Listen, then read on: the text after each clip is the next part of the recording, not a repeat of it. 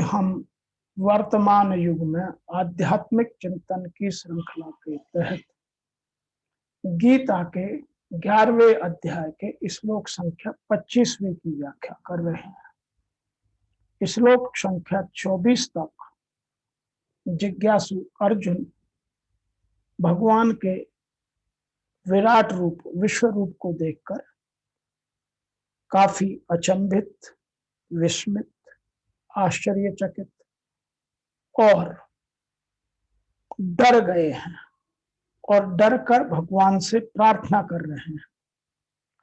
और यहां वो कहते हैं, दृष्टा करालानि चैते मुखानि दृष्टवा एव काल अनल सन्नभानि दिशः न जाने न लभे चर्म शर्म प्रसीद देवेश जगन्यवास। तो यहां अर्जुन कह रहे हैं, मैं आपके प्रियकाली अग्नि के समान प्रज्वलित और दाढ़ों के कारण विकराल भयानक मुखों को देखकर मुझे न तो दिशाओं का ज्ञान हो रहा है और न शांति ही मिल रही है। इसलिए हे देवेश, हे जगन्निवास, आप प्रसन्न हुई है, आप प्रसन्न हुई है। तो ऐसा अर्जुन इस श्लोक में प्रार्थना कर रहे हैं। In English, having seen thy mouth which are fearful with tusk and resemble time's fire, I know not the four quarters, nor do I find peace. Do thou, gracious, O Lord of God and abode of the universe. See, some people are describing it little differently, and they said, seeing your several faces, fearsome with teeth and blazing like the fire of destruction, I have lost my sense of direction. I cannot find happiness. O Lord of the gods, O refuge of the universe, have mercy. आइए इस बात को थोड़ा और आध्यात्म की दृष्टि से समझने की कोशिश करते हैं कि इस श्लोक में अर्जुन कहना क्या चाहते हैं और भाव क्या है। महाप्रलय के समय संपूर्ण त्रिलोकों को भस्म करने वाली जो अग्नि प्रकट होती है उसे संवर्तक अथवा कालाग्नि कहते हैं। उस कालाग्नि के समान आपके मुख हैं जो भयंकर भयंकर दाढ़ों के कारण बहुत विकराल हो रहे हैं। उनको देखने मात्र से ही बड़ा भय लग रहा है। उनका अगर कार्य देखा जाए तो उसके सामने किसी का टिकना मुश्किल है।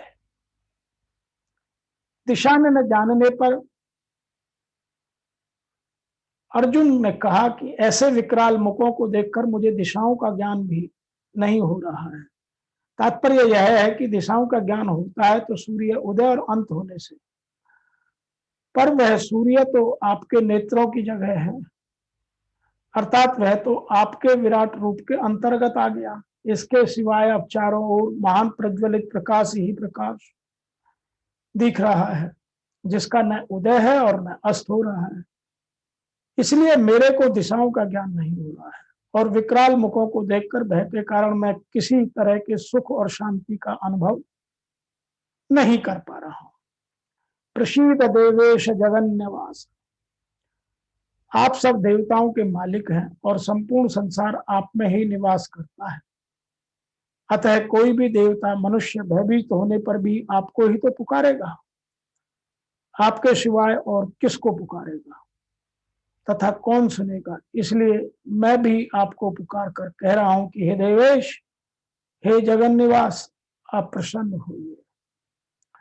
भगवान के विकराल रूप को देखकर अर्जुन को ऐसा लगा कि भगवान मानो बड़े क्रोध में आए हुए हैं।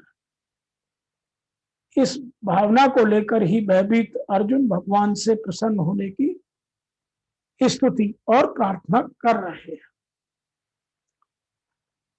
तो हमारे लिए जो आज समझने का, जानने का विषय है वह यह है कि जब किसी का हम विकराल रूप देखते हैं और डर जाते हैं तो हम उसके सामने प्रार्थना करते हैं कि आप प्रसन्न होइए। और यही भाव अर्जुन इस श्लोक में भगवान श्री कृष्ण के विकराल रूप को, विश्व रूप को देखकर अपनी मनोदशा का वर्णन कर रहे हैं और कह रहे हैं कि हे देवेश, हे जगन निवास, सारे जगत के निवास के मालिक, आप प्रसन्न होइए, आप अपनी कृपा मुझ पर रखिए। तो आज के श्लोक से हम भगवान की कृपा पात्र बने, भगवान से कृपा सदैव मांगते रहें, ऐसा हमें सीखने को यह गीता का उपदेश देता है।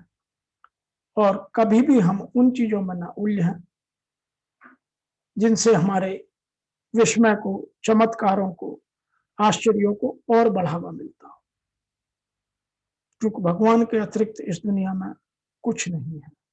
आज के इस श्लोक की व्याख्या में इतना ही।